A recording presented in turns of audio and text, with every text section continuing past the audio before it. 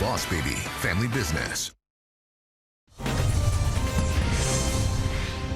Time now to discuss the day's top stories. Joining me live are Nationals MP Mark Coulton and Labor MP Alicia Payne. Great to see you both. Thank you for joining me. Let's get straight into it. Interesting day as questions about truth in politics certainly overshadowed the Prime Minister's final day targeting marginal seats in Melbourne. Both Scott Morrison and Anthony Albanese saying, well, they've never told a lie in public. This is what they said. Yeah, that's what I believe to be true. And if, what are you suggesting? When do you think I did? Have you ever told a lie in public life? No. What I do is put forward Labor's policies. Have you ever lied in public life, Barnaby? Probably. and also, is no shame about that? Well, I don't know. If you ask me a personal question about my life, I don't have to give you the straight answer. Probably from Barnaby Joyce and no from the others. Alicia, do politicians lie? Well, they shouldn't, Danica. And I would say it is getting increasingly hard to trust this Prime Minister when he continues to back away from things that he has said. The submarines being the most recent example, but we all remember him saying that electric vehicles were going to end the weekend, now saying that he didn't say that, saying that he never referred to Sam Dastyari as Shanghai Sam, clear evidence he did, and it goes on. And I think this does feed into a lack of trust in this Prime Minister and this government, but also in politicians more generally. And we should, always be telling the truth. I think it's really important. What about Anthony Albanese, though, Alicia? Has he ever told a lie? No. I mean, he said he didn't, and I don't see him doing what the Prime Minister does, which is backing away from things that he said only recently, and it's all part of his problem with taking responsibility for things. He continually backs away from responsibility for things. Throughout the pandemic, it's been all a matter for states, bushfires, I don't hold a hose, mate, and this all feeds into this. It's all part of the same problem, which is he doesn't want to lead. He doesn't want to take the responsibility for things like the Prime Minister should. Mark, I'll ask you the same question. Lies overshadowing this visit today. I mean, do politicians lie? Barnaby Joyce there, of course, saying, well, look, maybe. I can't speak for anyone else other than myself, so I'm not going to go down the path Alicia is. I've been in public life for a long time now, and if you have a propensity not to be truthful, you'll get caught out. And certainly in my own life, I'm not aware that I've deliberately misled anyone. Maybe I've said that I've got another appointment if I'm trying to get out of a meeting, cut one short or something like that. But that's not quite the same as a blatant lie out publicly. So no, and I'm not going to cast aspersions on others. I actually firmly have greater confidence in my colleagues, regardless of where they sit in the House. I think most people that come to Canberra come with the best of intentions and cover themselves with, honourably. So, I'm not going to cast aspersions on anyone. All right. Well, look, it's been a big week for the Prime Minister out campaigning in marginal seats. Mark, I will start with you. He began the week in the Hunter region in New South Wales, making announcements in the hydrogen space. Coal is the lifeblood of the Hunter region. Did the Prime Minister do enough to allay fears about the future of jobs and the industry? Well, the coal's a fair bit to do with my electorate too, Danica. The Gunnedah Basin has got a number of coal mines, and I think we need to give confidence to the people in those industries because, quite frankly, the coal that comes from the Gunnedah Basin, it's low in sulphur, it's low in ash. It's what the Japanese are using to replace their lost capability when they lost their nuclear due to the tsunami. And, this transition to hydrogen will not be turn coal off one day, hydrogen on the next. A lot of it will be a transition. There will be an opportunity to blend new fuels in with old. And so the idea that coal is going to stop tomorrow doesn't indicate what the actual facts are.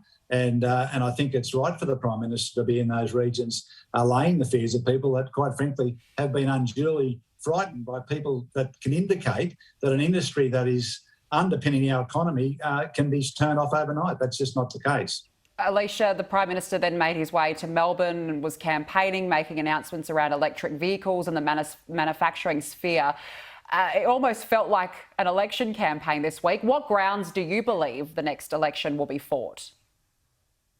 Well, I think climate change will be a really key issue, and one in which there'll be a key differentiation between Labor, which wants to take strong action on climate change, and the Liberal Party, who see this as another political fix and not a real problem to be addressed. And I think it's been, again, so disappointing and embarrassing for Australia this week with the COP26 at Glasgow, seeing how far we're going to be left behind the world.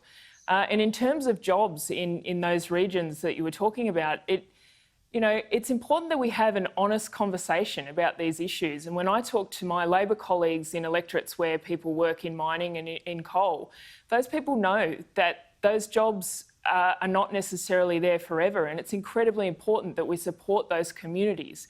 We've all benefited from fossil fuels, and we're in this together. We need to ensure that people have futures in those communities and with their jobs. But the fact is that those jobs will come from transitioning to a sustainable economy and transitioning to renewable energy. That's where the jobs of the future are.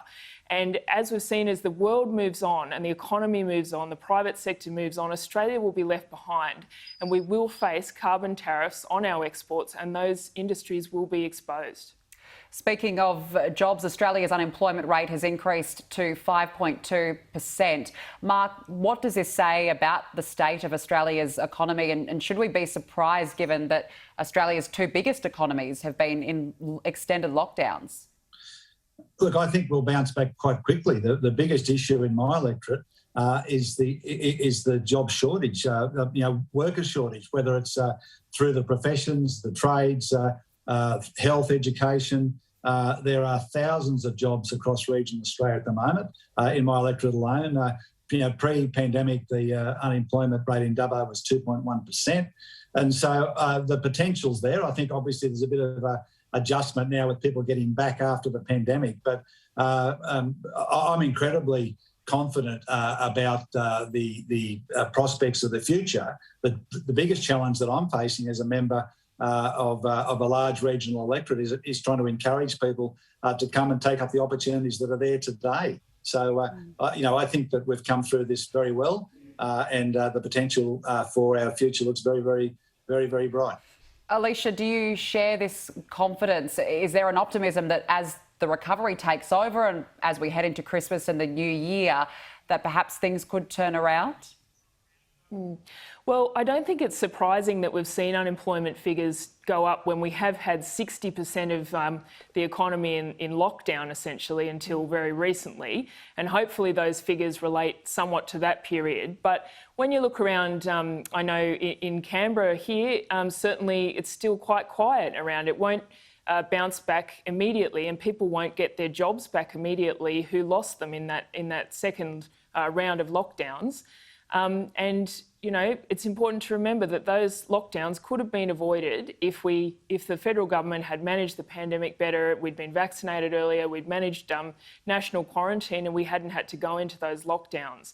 But as we recover, we're really important to ensure that people aren't left behind, and that we are looking at ways to ensure that business can get back on its feet and jobs can be created. All right, we are running out of time, but final word from both of you. It looks like the Ashes test will go ahead in Western Australia in January with specific quarantine conditions for the English cricket team. Mark, do you think it's fair that the English cricket team is getting preferential treatment when people who want to see their family and friends in the state can't come in if they're from New South Wales or Victoria? As someone who has very long borders with two states that have been locking people out, no, I don't think that the Ashes should go ahead unless Western Australia is prepared to let other people in. I've got my office deals with every day people not only catching up with family and friends, but for medical reasons, for business reasons. There is a whole range of reasons why people have been impacted by these artificial border closures, and to have the Ashes there, it's a little bit like the football in Queensland. It's just rubbing salt into the wounds of people who have been very, very disadvantaged by states that have shut borders unnecessarily. Alicia, is the West Australian Premier showing double standards here? Look, I would agree with Mark that I have seen so many heartbreaking issues from constituents who have wanted to get across borders throughout the pandemic, and families that have been separated, sometimes at the worst possible times of illness or even death. And I think it is very hard to see people getting special treatment. But I would say that sport has also been really important to the community throughout the pandemic, and being able to continue watching the football and major events like this. The cricketers will be under special arrangements. They won't be out in the community enjoying themselves, but more in a bubble. But should there even be any arrangements, though? I mean, can't you just let everybody in? If you're going to make it one for one person, why not for the other? Well, I guess there is a key importance of major sporting events like this for the broader community, and I think a lot of people will be pleased that this has gone ahead. But I do agree that it's very difficult to see special arrangements for anyone when not everyone can get in to see their families and those other needs. Yeah, well, we'll see what happens. Alicia Payne, Mark Coulton, we have to leave it there. Thank you for joining me. Thanks, Danica. Thanks, Alicia.